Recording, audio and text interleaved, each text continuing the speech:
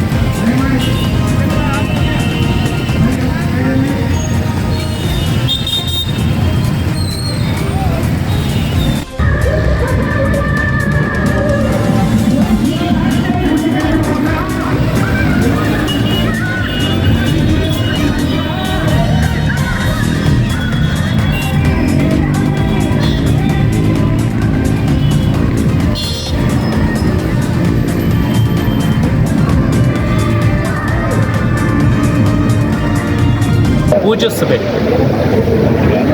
ಈ ಸ್ವಾತಂತ್ರ್ಯದ ಪ್ರತೀಕ ಆದಂತಹ ರಾಷ್ಟ್ರಧ್ವಜ, ಇದಕ್ಕೆ ಧ್ವಜ ಸಂಹಿತೆ ಅನ್ನುವಂತಹ ನಿಯಮವನ್ನು ಮಾಡಿ ಈ ಧ್ವಜವನ್ನು ಮುಟ್ಲಿಕ್ಕೆ ಜನಸಾಮಾನ್ಯನಿಗೆ ಅಧಿಕಾರ ಇರಲಿಲ್ಲ.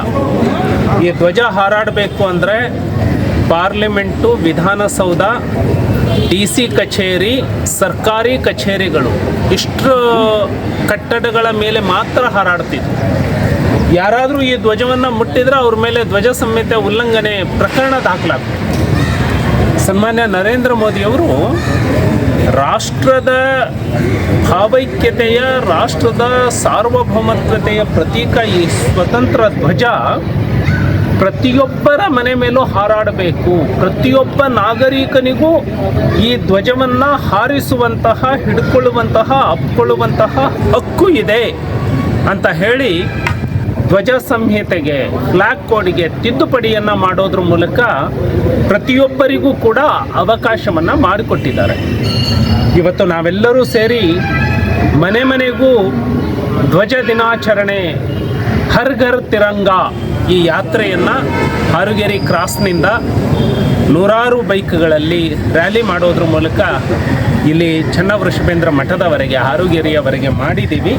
ಸೊ ನಾನು ತಮ್ಮ ಮೂಲಕ ಎಲ್ಲರಲ್ಲಿ ಮನವಿ ಮಾಡಿಕೊಡ್ತೇನೆ, ಈ ಧ್ವಜ ನಮ್ಮ ಸಾರ್ವಭೌಮತ್ವದ ಪ್ರತೀಕವಾಗಿ ನಮ್ಮೆಲ್ಲರ ಮನೆಯ ಮೇಲೂ ಹಾರಾಡಬೇಕು. ಹಾಗಾಗಿ ಎಲ್ಲರೂ ಕೂಡ ತಮ್ಮ ತಮ್ಮ ಮನೆಯ ಮೇಲೆ ರಾಷ್ಟ್ರಧ್ವಜವನ್ನು ಆರೋಹಣ ಮಾಡಬೇಕು ಅಂತ ಹೇಳಿ ಎಲ್ಲರಲ್ಲಿ ನಾನು ವಿನಂತಿಯನ್ನು ಮಾಡಿಕೊಡ್ತೇನೆ. ಎಲ್ಲರಿಗೂ ನಮಸ್ಕಾರ.